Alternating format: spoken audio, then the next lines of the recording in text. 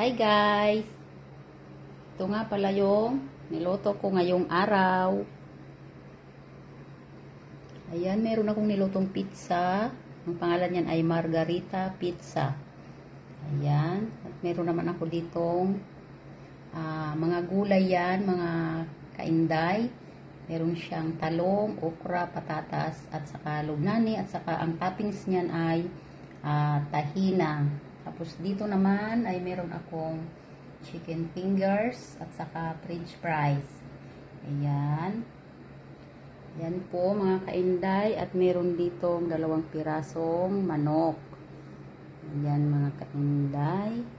So yan yung ating niluto ngayong araw. Tapos meron pa yung kasama. Ito po.